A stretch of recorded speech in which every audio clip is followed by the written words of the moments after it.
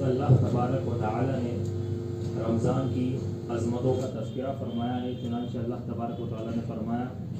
کہ شہر رمضان الذی انزل فیہ القرآن، کہ یہ رمضان کا مہینہ ہے جس کی دل کے اندر یہ عہد کرے انشاءاللہ تبارک و تعالی کہ رمضان کے مہینے کے اندر جس طریقے سے ہم حلال چیزوں کو اللہ رب العزت کی خاطر چھوڑ دیتے ہیں، اللہ کے حکم پر حلال پانی کو چھوڑ دیتے ہیں، حلال کھانوں کو چھوڑ دیتے ہیں، کیوں چھوڑ دیتے ہیں؟ اکیلے ہوتے ہیں لیکن ڈرتے کس سے ہیں؟ اس کے دل کے اندر سے نکل جاتی ہے، اس کی روح بیمار ہو جاتی ہے، اس کی روح تھک جاتی ہے، اس کی روح کمزور ہو جاتی ہے، اس کی روح تڑپنے لگتی ہے۔ اور آج ایک انسان صرف اور صرف ظاہری سجاوٹ کے اوپر دھیان دیتا ہے کہ وہ اپنے جسم کو سنوارتا ہے اور روح کو کیا ہو جاتا ہے، وہ بھول جاتا ہے۔ ان الحمد للہ نحمده ونستعینه ونستغفره ونعوذ باللہ من شرور انفسنا ومن سیئات اعمالنا من يهده الله فلا مضل له ومن يضلل فلا هادي له واشهد ان لا اله الا الله وحده لا شريك له واشهد ان محمدا عبده ورسوله اما بعد فان خير الحديث كتاب الله وخير الهدي محمد صلى الله عليه وسلم وشر الأمور محدثاتها وكل محدثة بدعة وكل بدعة ضلالة وكل ضلالة في النار۔ أعوذ بالله السميع من الشيطان الرجيم من همزه ونفخه ونفثه بسم الله الرحمن الرحيم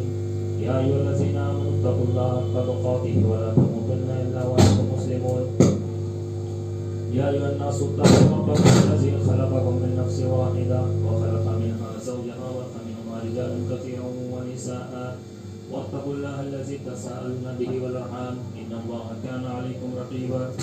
يا أيها الذين آمنوا اتقوا الله وقولوا قولا سديدا يصلح لكم أعمالكم ويغفر لكم ذنوبكم ومن يطع الله ورسوله فقد فاز فوزا عظيما۔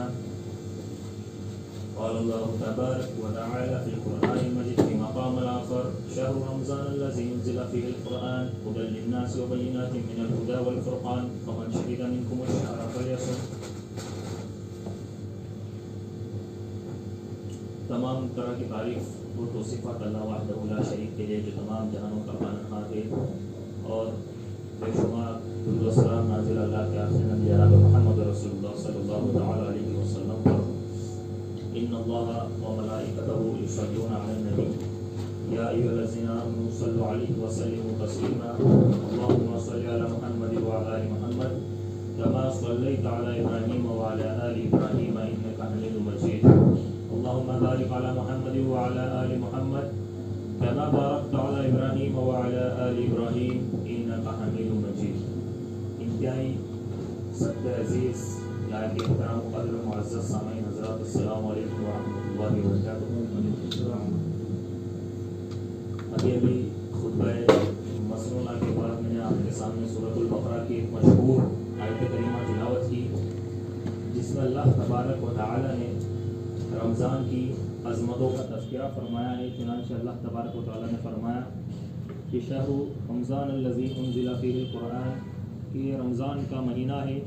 جس میں قرآن مجید نازل کیا گیا، ہدی للناس وبینات من الہدی والفرقان،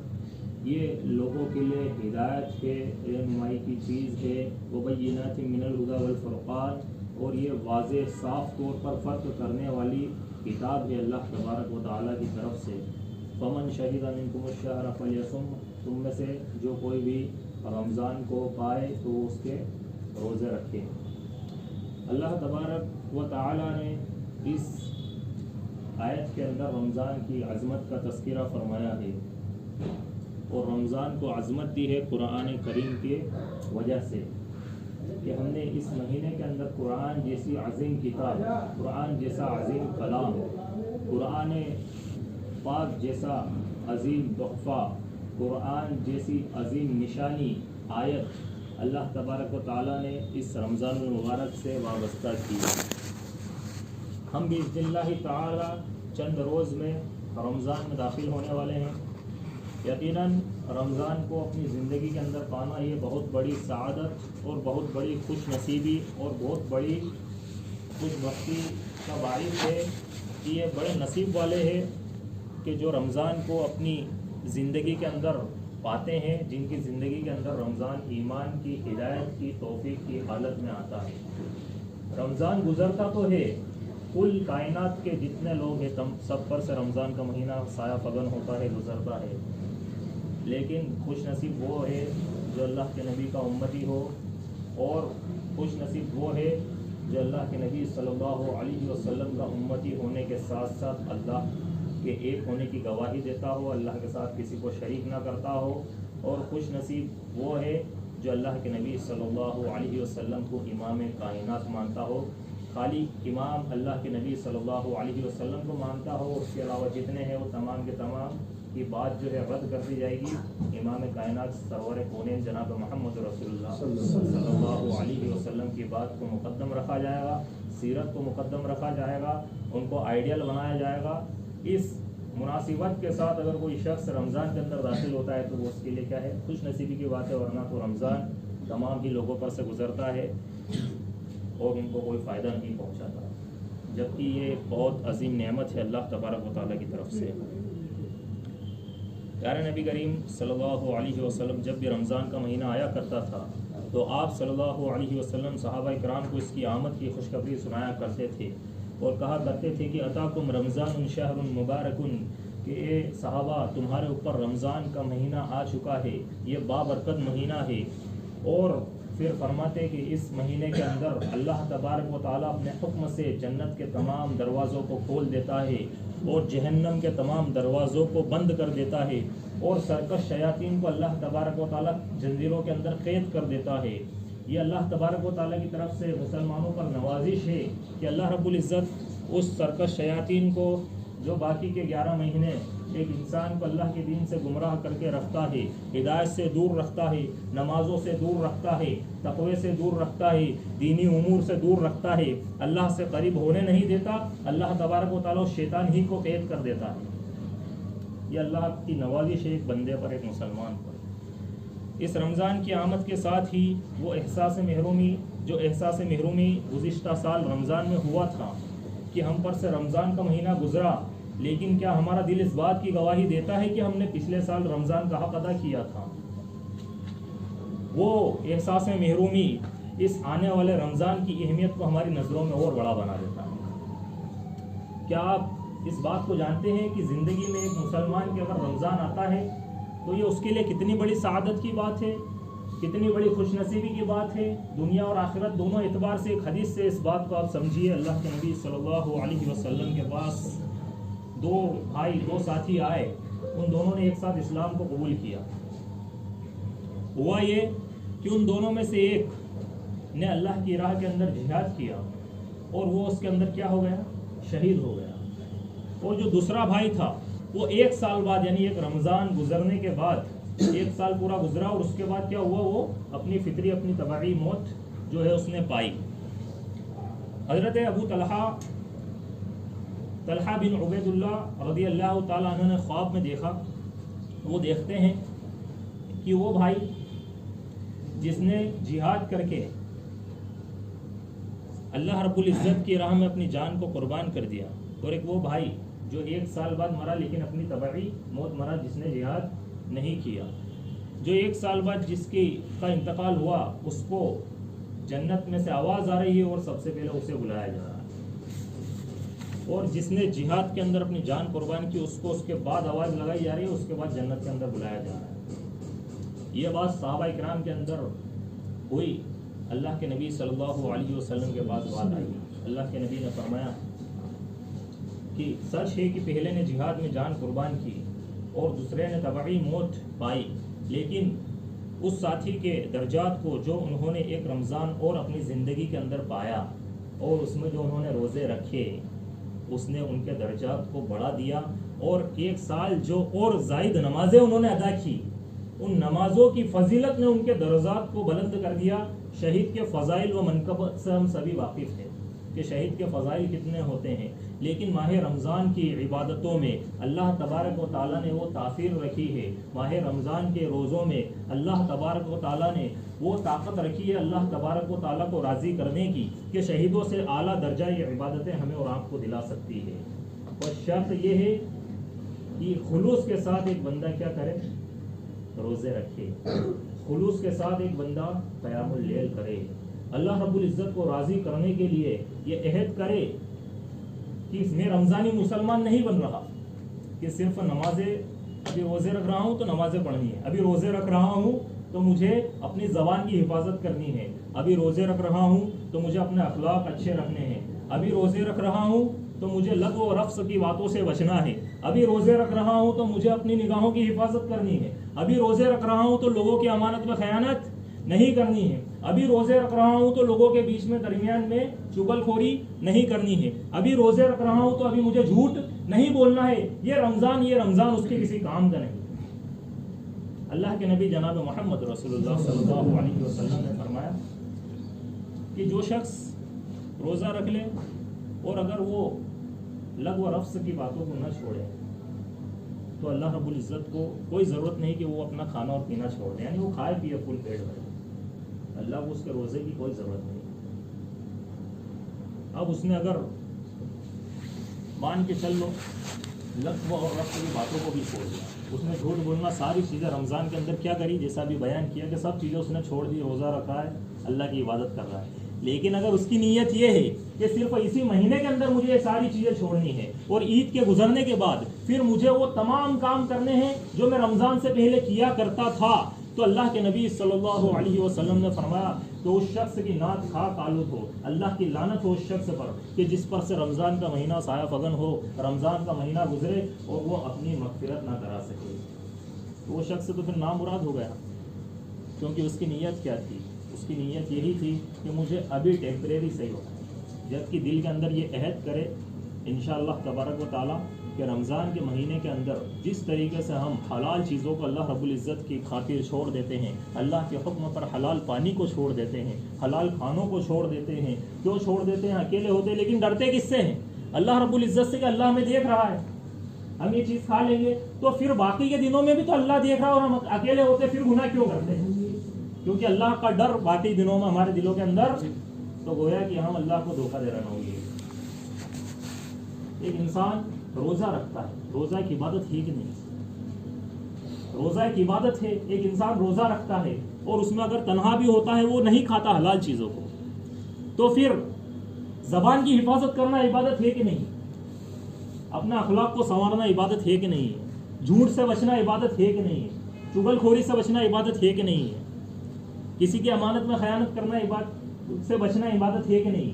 یہ تمام چیزیں عبادت کے دائرے میں آتی ہے کہ ایک شخص اپنے ظاہر اور اپنے باطن کو گناہوں سے پاک کرے اس وجہ سے کہ وہ اللہ سے ڈرتا ہو, تو پھر باقی کے دنوں میں وہ کیوں حفاظت نہیں کر پاتا, کیوں, کیونکہ سیدھی سی بات ہے کہ وہ اللہ پر اس کا ایمان نہیں ہے, کیونکہ رمضان میں تو اللہ دیکھ رہا ہے اور باقی دنوں میں نعوذ باللہ اس کا ایمان یہ ہے کہ اللہ مجھے نہیں دیکھ رہا ہے. جب غار کے اندر حضرت ابو بکر صدیق رضی اللہ تعالیٰ عنہ کے دل میں تھوڑا سا خوف آیا, اللہ کے نبی صلی اللہ علیہ وسلم نے کیا دلاسا دیا کہ تمہارا ان دو کے بارے میں کیا خیال ہے جن کا تیسرا اللہ ہو, جن کا تیسرا اللہ ہو, ان دو کے بارے میں تمہارا کیا خیال ہے. یعنی گویا کہ ایمان کے لیول اگر ہمارے مضبوط ہو تو اللہ تبارک و تعالیٰ کی مدد شامل حال رہے گی, اور ایمان کا لیول اگر کمزور ہے, اللہ پر ایمان نہیں رکھتے اور گناہ کرتے, اللہ سے نہیں ڈرتے اور یہ نہیں سوچتے کہ اللہ ہمیں ہر حال میں دیکھ رہا ہے اور گناہوں کے اندر ملوث ہے, تو پھر اللہ رب العزت ہمیں ہمارے حال پر کیا کر دیتا ہے کہ جا اسباب ہی کے حوالے ہو جا. تو رمضان جو ہے یہ اس کا جو پیغام ہے اس کو یہ تھوڑے سے وقت کے اندر سمیٹ پانا اور بتا پانا یہ نامناسب ہے. اب ذرا سوچیے کہ اللہ رب العزت نے کس قدر عظیم نعمت ہمیں عطا کی, کس قدر ہماری تربیت کے لیے کیا نظام اللہ تبارک و تعالیٰ نے رمضان المبارک کی شکل میں سالانہ ہمیں عطا کیا, ایک مہینے کی شکل میں. تو ہمیں چاہیے کہ ہم جو ہے اللہ رب العزت کی عبادتیں کریں, نماز پڑھیں, لیکن خلوص کے ساتھ پڑھیں, تب جا کر ہمیں وہ فضیلت مل سکتی ہے, وہ منقبت حاصل ہو سکتی جو اس دوسرے بھائی کو حاصل ہوئی تھی, جو اپنی طبعی موت جس نے پائی تھی لیکن اس کا نام جنت میں پہلے لیا گیا, کیونکہ اس نے اپنی زندگی کے اندر ایک رمضان اور پایا, اس رمضان کے اندر اس نے شب قدر کو پایا, اور شب قدر اگر ایمان کی حالت میں جس نے پا لی, جس نے اس کے اندر اللہ کو راضی کر لیا, ایک رات عبادت کر لی, 83 سال کی عبادت کا ثواب اسے ملتا ہے، 1000 مہینوں سے دیتا ہے۔ 83 سال 83 ایئرس، ذرا سوچیے آپ کون ہے یہاں پر بھی دے سکتا ہے کہ میں 83 ایئرس ابھی کی کنڈیشن میں کون ہے؟ کوئی 20 سال کی بھی گارنٹی نہیں لے سکتا،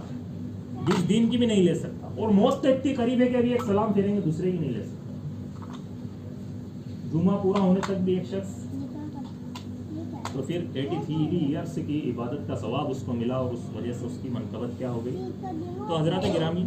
رمضان کا مہینہ یہ تربیت کا مہینہ ہے، یہ اللہ تبارک و تعالیٰ کا بہترین نظام اور ایک عظیم نعمت ہے۔ رمضان یہ سکھانے کے لیے آتا ہے کہ زندگی ہمیں کس طریقے سے گزارنی چاہیے۔ یہ اللہ کا سسٹم ہے کہ ہفتہ واری تربیت کے لیے جس طریقے سے اللہ تبارک و تعالیٰ نے جمعہ کے نظام کو قائم کیا، جمعہ کے نظام کو بنایا، اسی طریقے سے سالانہ تربیت کا حامل رمضان المبارک کے مہینے کو بنایا، جو ہمارے ایمان کی تجدید کرتا ہے، جو ہمارے ایمان کو تازہ کرتا ہے۔ ہمارا ایمان جو ختم ہو جاتا ہے، ہم جو غافل ہو جاتے ہیں، غفلت میں پڑ جاتے ہیں، رمضان آتا ہے وہ ہمیں جگاتا ہے، اٹھو اللہ کے شعر و اللہ کی عبادت کرو، اللہ کے لیے روزے رکھو اور تقوی کو مضبوط کرو کہ یہی چیز تمہارے کام میں آنے والی ہے۔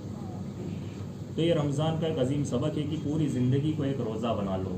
پوری زندگی کو کیا کرو، ایک روزہ بنا لو۔ اسی لیے یاد رکھیے کہ اللہ کے نبی صلی اللہ علیہ وسلم نے ایک مناسبت حدیث میں ذکر کی ہے کہ للصائم فرحتان، کہ روزہ دار کے لیے کتنی 2 خوشیاں ہیں۔ فرحۃ عند فطرہ، پہلی کہ جب وہ افطاری کرتا ہے، جب ایک شخص افطاری کرتا ہے وہ اس کے لیے ایک بہت بڑی مسرت کی بات ہے، اور دوسری وفرحۃ عند لقاء ربہ، کہ جب وہ اپنے رب سے کل روزے قیامت ملاقات کرے گا، وہ اس روزے کے اجر کو دیکھ کر حیرت میں پڑ جائے گا، ششدر ہو جائے گا اور رشک کرے گا کہ اللہ تبارک و تعالیٰ کیا اجر تم نے عطا کیا۔ اس کا اجر بتایا ہے، روزے کا اجر کہ انسان کو کتنا ملے گا، وہ شریعت کے اندر مخفی ہے کہ ظاہر ہے؟ مخفی۔ کیوں؟ کیونکہ اللہ رب العزت بے حساب اجر اسے عطا کرنے والا ہے، بے شمار نیکیاں اللہ تعداد انعامات سے اسے نوازنے والا ہے، ایسی جنتوں میں اسے داخل کرنے والا ہے، باب الریان کے اندر سے اسے اللہ رب العزت جنت الفردوس کے اندر داخل کرنے والا ہے۔ تو یہ روزے دار کا اجر ہے، تو اپنے روزوں کو ہرگز ضائع نہ کرے، بلکہ اپنے روزوں کو جو ہے کارگر بنائے، اپنے روزوں کے اندر اللہ کی عبادت کرے، نہ کہ دن بھر سوئے، اپنے روزوں کے اندر قرآن کریم کی تلاوت کرے، روزوں کے اندر ہر طرح کے گناہوں سے بچے۔ اور یہ 1 مہینے کی جو تربیت ہے، عزم اگر اور عہد اگر کر کے چلتے ہیں کہ ہمیں گناہوں کے کام چھوڑ دیں گے، اللہ رب العزت اپنے فضل و کرم سے 1 مہینے کی تربیت کے ساتھ باقی کے 11 مہینوں کی تربیت بھی آپ کے لیے آسان کر دے گا۔ یہ اللہ کا احسان ہے۔ اور یہ ماہ مبارک یہ ہدایت کا مہینہ، ہدایت کی اس مہینے سے گہری نسبت ہے۔ یہی وجہ ہے کہ آسمانی کتابیں نازل کرنے کے لیے اللہ تبارک و تعالیٰ نے اسی ماہ مبارک کا انتخاب فرمایا۔ صحف ابراہیم اسی ماہ مبارک کے اندر نازل کیے گئے، توریت اسی ماہ مبارک کے اندر نازل کی گئی، انجیل اسی ماہ مبارک کے اندر نازل کی گئی، اور بھی بہت ساری آسمانی کتابیں رمضان المبارک کے مہینے کے اندر نازل کی گئی۔ تو سوچئے اس مہینے سے ہدایت کا کتنا گہرا تعلق ہے، کس قدر گہرا تعلق اس مہینے سے ہدایت کا ہے کہ رمضان جیسے ہی آتا ہے دیکھنے والے سمجھنے لگتے ہیں، گنہگار گناہوں سے رک جاتے ہیں، بے دین دین کی طرف آنے لگتے ہیں، بے نمازی نمازی بن جاتے ہیں۔ اور اگر اس مہینے میں بھی کوئی ہدایت کے قریب نہ آ سکا، کوئی ہدایت نہ پا سکا، کوئی نمازی نہ بن سکا، کوئی تقوی نہ اختیار کر سکا، تو نامناسب ہے اور ناممکن ہے کہ وہ شخص باقی کے 11 مہینوں میں اپنی تربیت کر سکے۔ جو رمضان المبارک کا مہینہ جس کے اوپر اثر انداز نہ ہوا، وہ شخص باقی کے 11 مہینے اس کے اوپر اثر انداز نہیں ہو سکتے، کیونکہ اس کا ایمان اب روایت ہی بن چکا ہے۔ تو یہ ماہ مبارک یہ ہماری روح کی کیا کرتا ہے؟ تربیت کرتا ہے، ہمارے ایمان کی تربیت کرتا ہے، ہمارے ہدایت کے راستے کو آسان کرتا ہے۔ یہ ماہ مبارک میں ایک وقت جسم اور روح دونوں کی تربیت کے لیے آتا ہے۔ اللہ تبارک و تعالیٰ نے یہ نظام کتنا بہترین بنایا کہ اس کے اندر ہمارے جسم کی تربیت بھی ہوتی ہے اور روح کی تربیت بھی ہوتی ہے، کہ انسان نام ہے جسم اور روح کا نام ہے انسان، کہ جس طریقے سے جسم کو بھوک لگتی ہے اسی طریقے سے روح کو بھی کیا ہوتی ہے؟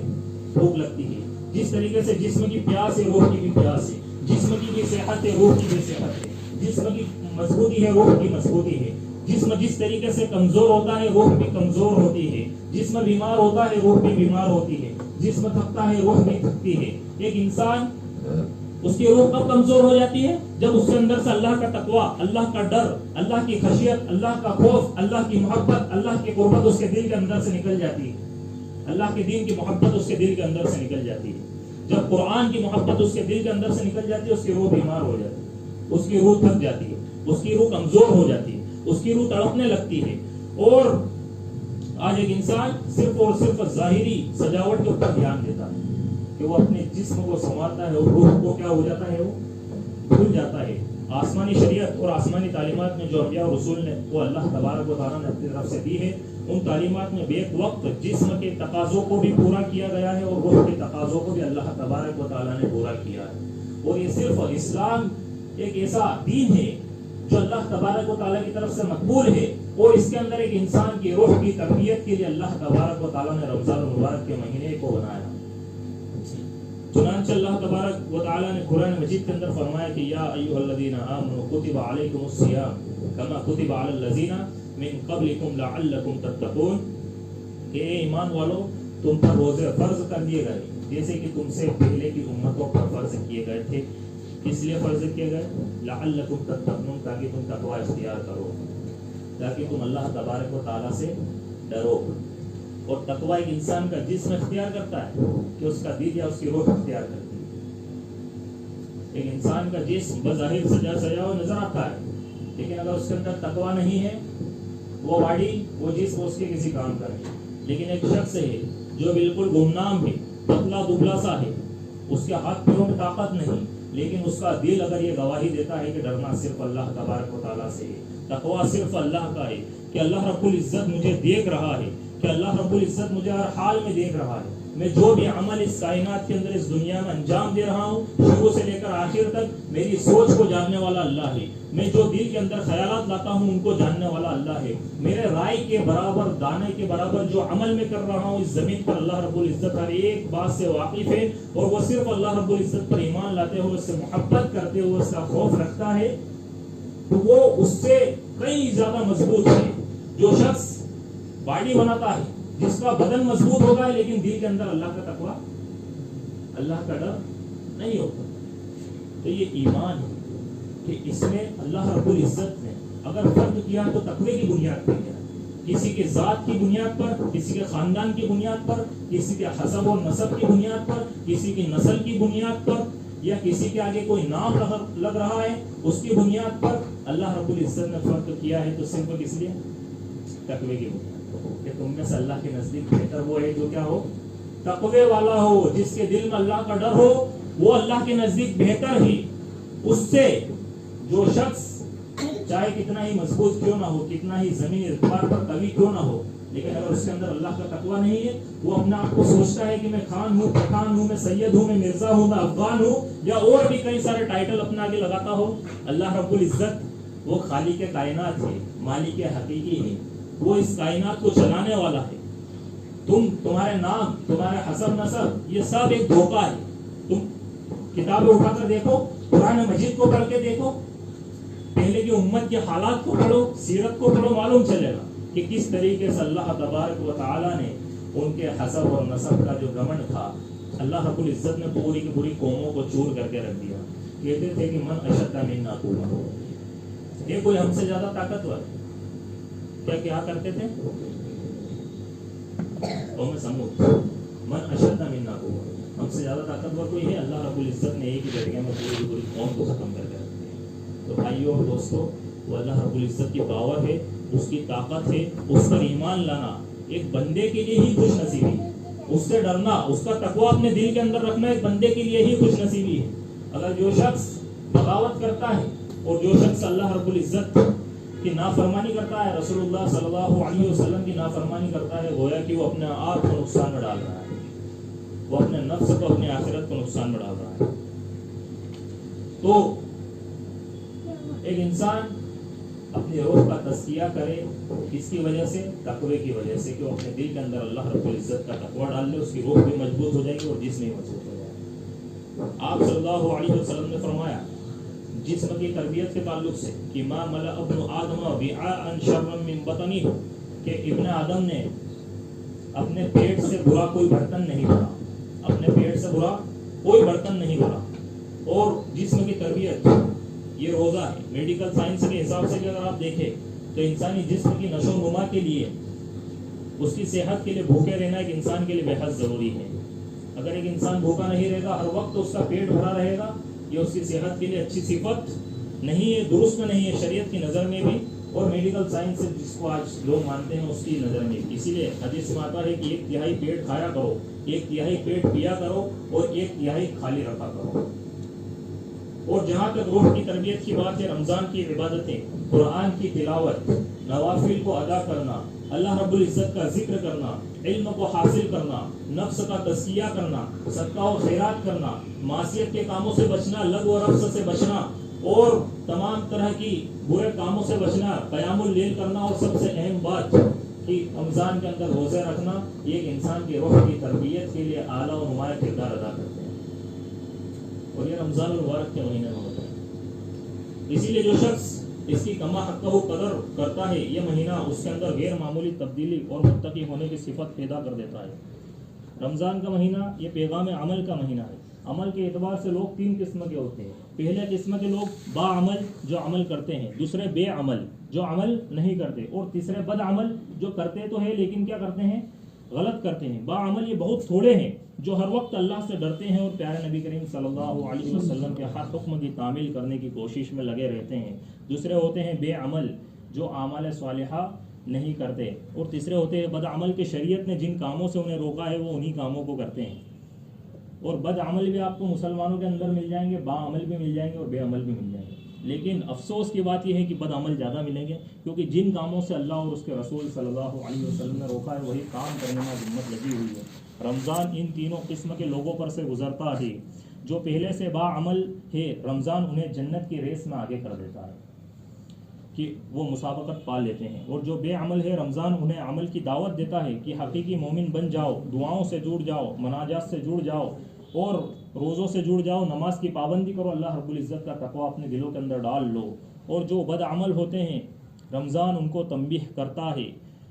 کہ اپنی کشتی کو سنبھال لو اس سے پہلے کہ ملک الموت آ جائے، اور اس حالت میں آئے کہ تم رمضان کے تعلق سے پیارے نبی کریم صلی اللہ علیہ وسلم کی لعن کے مستحق ہو. کہ پیارے نبی کریم صلی اللہ علیہ وسلم نے فرمایا کہ اس شخص کی ناک خاک آلود ہو کہ جو رمضان کا مہینہ پالے اور اپنی مغفرت نہ کرا سکے، اس کے تم مستحق ہو جاؤ. اور بد عملوں سے رمضان یہ کہتا ہے کہ زندگی کی جو سانسیں، جو سفر یہ طے کر رہی ہے، اس سفر کے ختم ہونے تک توبہ کر لو. پھر یوں نہ ہو کہ فرشتہ دیکھنے کے بعد التجا کرو کہ رب ارجعون لعلی آمن صالحا فیما ترک، کی شاید کی اپنی چھوڑی ہوئی زندگی میں اس دنیا کے اندر جا کر کچھ نیک عمل یا اللہ رب العزت تھوڑی مہلت دینے میں اور کر کے آ جاؤ. اس حالت میں اللہ رب العزت سے کہیں تمہاری ملاقات نہ ہو جائے. کیونکہ رمضان جو ایک انسان کی زندگی کے اندر آتا ہے، وہ اس کی مغفرت کرا کر چلا جاتا ہے اور اس کو وہ اجر دلا کر چلا جاتا ہے کہ روزوں کا اجر یہ تو اللہ رب العزت کا ایک انسان ملاقات کرے گا، اسی وقت ایک انسان شجدر رہ جائے گا. اسی طریقے سے قیام اللیل کا اجر کہ جو ایمان کی حالت میں قیام اللیل کرتا ہے، تراویح کی نماز ایمان کے ساتھ ادا کر لیتا ہے، تو اللہ رب العزت اس کی مغفرت فرما دیتے ہیں. اور تیسری چیز یہ کہ شب قدر، لیلۃ القدر کی رات جو اللہ رب العزت نے اس مہینے کے اندر رکھی، اس کو پا کر ایک شخص اپنی 1000 مہینوں کی عبادت کے برابر اس کو ثواب مل جاتا ہے. تو یہ چیزیں اللہ رب العزت نے رمضان مبارک کے مہینے کے اندر رکھی. لیکن اگر یہ اس پر سے گزر گیا، وہ نہیں پا سکا، تو ہوگا تو یہی کہ وہ ہمیشہ تو یہاں پر رہ نہیں سکتا. کوئی شخص کیا اس بات کی گارنٹی لے سکتا ہے کہ وہ اس رمضان اگلے رمضان میں رہے گا؟ اس رمضان اور اگلے رمضان کے بیچ اگر وہ دنیا سے چلا گیا اور یہ آنے والا رمضان اس کے لیے کارگر نہیں رہا، یہ اس کو اوپر سے ایسے ہی گزر گیا، یہ آنے والا رمضان اس کا حق وہ ادا نہیں کر پایا، اس نے وہی ہنسی ٹھٹولے میں اور وہی ٹائم پاس کرنے میں یہ رمضان بھی گزار دیا، اور پھر وہ اللہ رب العزت سے اپنے مالک حقیقی سے جا ملا، تو اس کے معاملات کیا ہوں گے؟ کیا اس کی ناک خاک آلود ہوگی یا وہ اپنی مغفرت کرائے گا؟ دو میں سے ایک چیزیں ہوگی. اس لیے اللہ رب العزت سے دعا یہ کرے کہ اللہ رب العزت جو ہم رمضان کے اندر عبادتیں کریں ان کے اندر ہمیں توفیق دے کہ ہم خالص اللہ کے لیے کریں. کیونکہ عمل تو ایک انسان بہت ساری بار کرتا ہے، لیکن کبھی کبھار اس کے اندر ریاکاری آ جاتی ہے کہ وہ لوگوں کو افطاری کراتا ہے، لیکن وہ دیکھ لیتا ہے کہ ارے یار دیکھو میرا نام چلے گا، کہ یہ روزے داروں کو کیا کرتا ہے؟ افطاری کراتا ہے. اور وہ اس بنا پر اس کے دل کے اندر، اس کے گمان کے اندر یہ ریا گھس جاتی ہے، داخل ہو جاتی ہے، کہ اب میں جو افطاری کراؤں گا لوگ مجھے دیکھیں گے، تو ریا جو ہے اس کے اعمال کو کیا کر دیتی ہے؟ ریا من الشرک۔ تو جو شرک مشرک ہوتا ہے، جو شرک کرتا ہے، کیا شرک کے ساتھ ایک انسان کے نیک عمل قبول ہوتے ہیں؟ اسی لیے تو ریا کو شرک کہا ہے۔ تو روزے کے تعلق سے، صدقہ و خیرات کے تعلق سے، افطاری کرانے اور کروانے کے تعلق سے، ان تمام چیزوں میں، قیام اللیل کرنے کے تعلق سے، نمازوں کو پڑھنے کے تعلق سے، لمبے سجدے کرنے کے تعلق سے، قرآن کریم کو پڑھنے کے تعلق سے، اور جتنی بھی عبادتیں ہوتی ہیں ان کے اندر دل میں یہ گمان اور یہ خیال تو آنا ہی نہیں چاہیے ایک مسلمان کے دل میں کہ وہ شخص مجھے دیکھ رہا ہے اور وہ مجھے کیا سمجھے گا، وہ مجھے اچھا سمجھے گا، وہ شخص مجھے دیکھ رہا ہے، اس کی نظر میں میری عزت کیا ہوگی؟ بڑھ جائے گی۔ ارے وہ شخص مجھے دیکھ رہا ہے، تھوڑی سی نماز کی پوزیشن کیا کر لوں میں؟ نعوذ باللہ ثم نعوذ باللہ۔ اللہ رب العزت ہمیں اس فتنے سے بچائے۔ آخر میں اللہ رب العزت سے دعا ہے کہ جو کچھ کہا اور سنا گیا اس پر عمل کریں۔